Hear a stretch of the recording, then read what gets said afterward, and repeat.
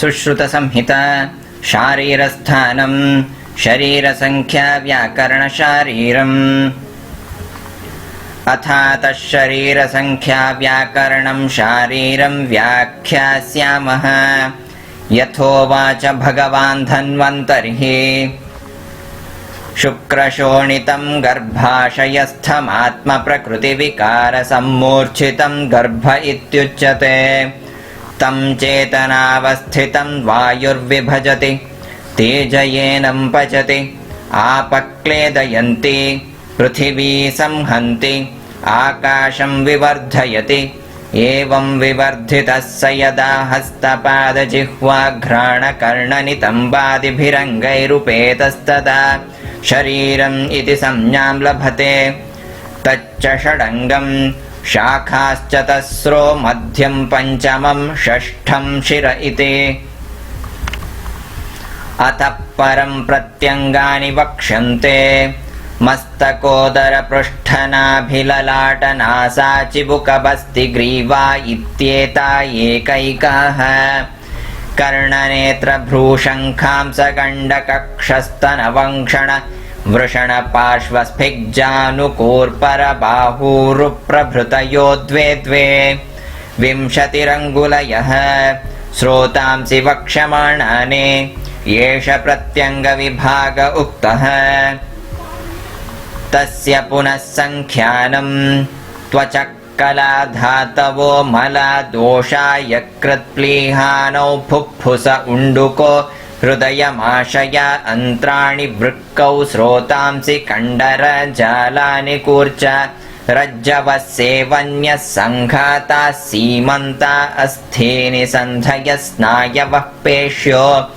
मर्माणि सिराधमन्यो योगवहानि स्रोतांसि च त्वचः सप्त कलाः सप्त आशयाः सप्त धातवः सप्त सप्तशिराशतानि पञ्चपेशीशतानि नवस्नायुशतानि त्रीण्यस्थिशतानि द्वेदशोत्तरे सन्धिशते सप्तोत्तरं मर्मशतं चतुर्विंशतिर्धमन्यः त्रयो दोषाः त्रयो मलाः नवस्रोतांसि षोडशकण्डराः षोडशजालानि षट्कूर्चाः चतस्रो रज्जवः सप्तसेवन्यः चतुर्दशसङ्घाताः चतुर्दशसीमन्ताः द्वाविंशतिर्योगवहानि स्रोतांसि द्विकान्यन्त्राणि चेति समासः विस्तारोत ऊर्ध्वं त्वचोभिहिताः कलाधातवो मलादोषाय कृत्प्लीहानौ पुफ्फुस उण्डुको हृदयं वृक्कौ च आशयास्तु वाताशयः पित्ताशयः श्लेष्माशयो रक्ताशय आमाशयः पक्वाशयो मूत्राशयस्त्रीणां गर्भाशयोष्टम इति सार्धत्रिव्यामान्यन्त्राणि पुंसां स्त्रीणामर्धव्यामहीनानि श्रवणनयनवदनघ्राणगुदमेढ्राणि नवस्रोतांसि नराणां बहिर्मुखानि एतान्येव स्त्रीणामपराणि च त्रीणि द्वे स्तनयोरधस्ताद्रक्तवहं च षोडशकण्डराः तासां चतस्रपादयोः तावत्यो हस्तग्रीवापृष्ठेषु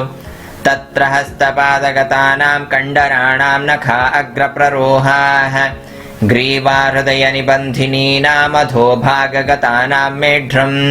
श्रोणिपृष्ठनिबन्धिनीनामधोभागगतानां बिम्बं मूर्धोर्वंशोंसपिण्डादीनां च मांसशिरास्नायुवस्थिजालानि प्रत्येकं चत्वारि तानि वणिबन्धगुल्फसंश्रितानि परस्परनिबद्धानि परस्परगवाक्षितानि चेति यैर्गवाक्षितमिदं शरीरं षट्कूर्चाः ते हस्तपादग्रीवामेढ्रेषु हस्तयोर्द्वौ पादयोर्द्वौ ग्रीवामेढ्रयोरेकैकः महत्यो मांसरज्जवश्चतस्रः पृष्ठवंशमुभयतः पेशीनि बन्धनार्थं द्वे बाह्ये आभ्यन्तरे च द्वे सप्तसेवन्यः शिरसि विभक्ताः पञ्च जिह्वाशेफसोरेकैकाः ताः परिहर्तव्याः शस्त्रेण चतुर्दशास्थ्नां सङ्घाताः तेषां त्रयो गुल्फजानुवङ्क्षणेषु एतेनेतरशक्तिबाहू च व्याख्यातौ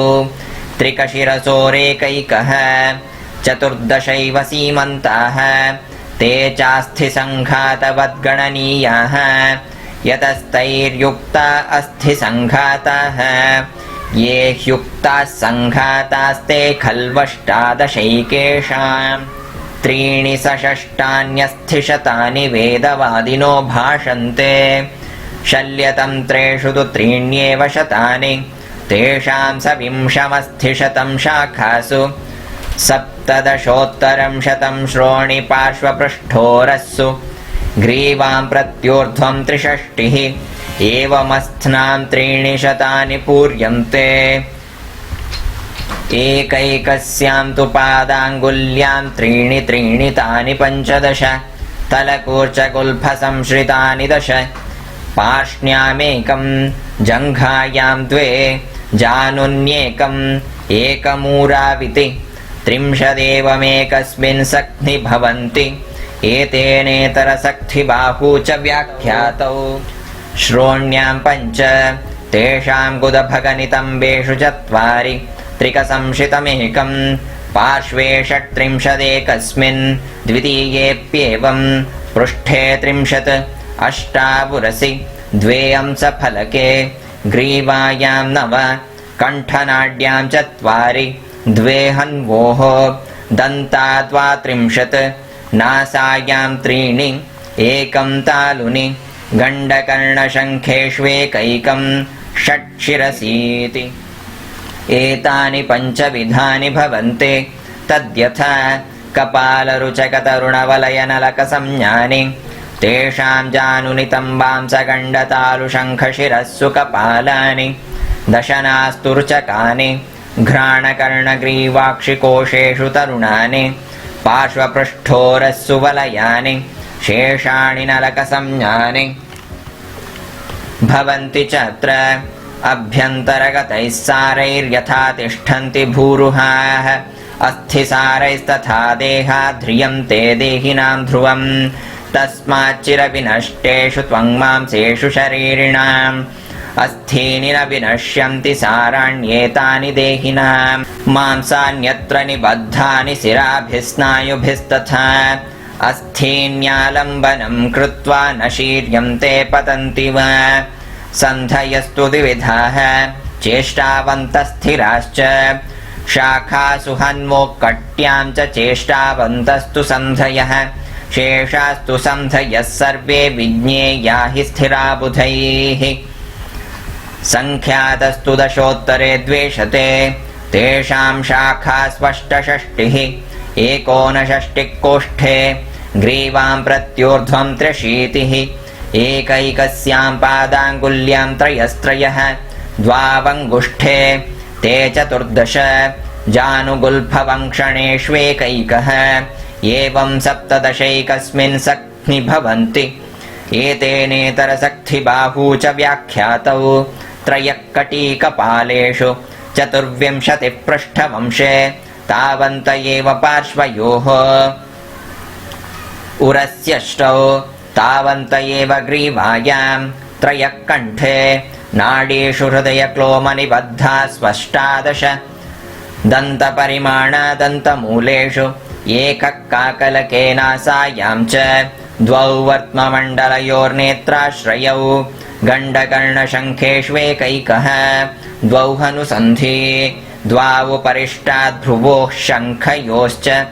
पञ्चशिरःकपालेषु एको मूर्ध्नि तयेते सन्धयोष्टविधाः कोरोलूखलसामुद्गप्रतरतुण्डसेवनी वायसतुण्डमण्डलशङ्खावर्ताः तेषामङ्गुलिमणिबन्धगुल्फजानुकूर्परेषु कोराः सन्धयः कक्षावङ्क्षणदशनेषु लूखलाः अंसपीठगुदभगनितम्बेषु सामुद्गाः ग्रीवापृष्ठवंशयोः प्रतराः शिरः कटीकपालेषु तुन्नसेवन्यः हन्मोरुभयतस्तु वायसतुण्डाः कण्ठहृदयनेत्रक्लोमनाडीषु मण्डलाः श्रोत्रशृङ्गाटकेषु शङ्खावर्ताः तेषां नामभिरेवाकृतयः प्रायेण व्याख्याताः अस्नां तु सन्धयोह्येते केवलाः परिकीर्तिताः पेशीस्नायुशिराणां तु सन्धिसङ्ख्या न विद्यते नवस्नायुशतानि तासां शाखासु षट्शतानि द्वेषते 30 कोष्ठे ग्रीवां प्रत्यूर्ध्वं 70 एकैकस्यां तु पादाङ्गुल्यां षण्निशितास्तास्त्रिंशत् तावत्ययैव तलकूर्चगुल्फेषु तावत्ययैव जङ्घायां 10 जानुनि 40 10 वङ्क्षणे शतमध्यर्धमेवमेकस्मिन् सख्नि भवन्ति एतेनेतरसक्थिबाहू च व्याख्यातौ षष्ठिः कट्यां पृष्ठे 60 पार्श्वयोः 60 उरसि 30 36 ग्रीवायां मूर्ध्नि 34 एवं नवस्नायुशतानि व्याख्यातानि भवन्ति च अत्र स्नायुश्चतुर्विधा विद्यात्तास्तु सर्वाणि बोध मे प्रतानवत्यो वृत्ताश्च पृथ्व्यश्च सुशिरास्तथा प्रतानवत्यः शाखासु सर्वसन्धिषु चाप्यथ वृत्तास्तु कण्डराः सर्वा विज्ञेयाः कुशलैरिह आमपक्वाशयान्तेषु बस्तौ च सुशिराः खलु पार्श्वोरसि तथा पृष्ठे पृथुलाश्च शिरस्यथ नौर्यथा फलकास्तीर्णा बन्धनैर्बहुभिर्युता भारक्षमा भवेदप्सु निर्युक्तासु समाहिता एवमेव शरीरेऽस्मिन् यावन्तः सन्धयः स्मृताः स्नायुभिर्बहुभिर्बद्धास्तेन भारसहानराः न ह्यस्थेनि न वापेष्यो न शिरा न च सन्धयः व्यापादितास्तथा हन्युर्यथा स्नायुः शरीरिणम् यः स्नायुः प्रविजानाति बाह्याश्चाभ्यन्तरास्तथा स गूढं शल्यमाहर्तुं देहाच्छक्नोति देहिनाम्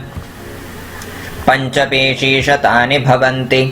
तासां 40 शाखासु कोष्ठे 66 ग्रीवां प्रत्यूर्ध्वं 34 एकैकस्यां तु पादाङ्गुल्यां 3 15 10 प्रपदे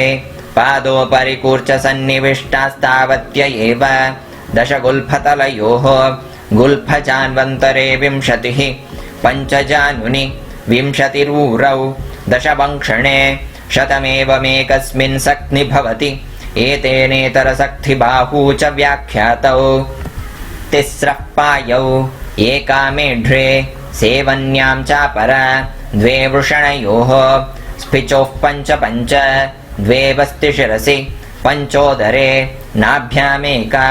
पृष्ठोर्ध्वसन्निविष्टाः 5 दीर्घाः 6 पार्श्वयोः 10 वक्षसि अक्षकांसौ प्रतिसमन्तात् 7 2 हृदयामाशययोः 6 यकृत्प्लीहोण्डुकेषु ग्रीवायां 4 8 हन्वोः एकैकाकाकलकगलयोः 2 तालुनि एका जिह्वायां 2 वोष्ठयोः 2 नासायां 2 नेत्रयोः गण्डयोश्चतस्रः कर्णयोर्द्वे 4 ललाटे एका शिरसीति एवमेतानि पञ्चपेशीशतानि भवति च अत्र शिरास्नायुवस्थिपर्वाणि सन्धयश्च शरीरिणां पेशीभिः संवृतान्यत्र बलवन्ति भवन्त्यतः स्त्रीणां तु 20 10 तासां स्तनयोरेकैकस्मिन् 5 यौवने तासां परिवृद्धिः अपत्यपथे 4 तासां प्रसृते अभ्यन्तरतो 2 मुखाश्रिते बाह्ये च वृत्ते 2 गर्भच्छिद्रसंश्रितास्तिस्रः शुक्रार्तवप्रवेशिन्यस्तिस्र एव पित्तपक्वाशययोर्मध्ये गर्भशय्या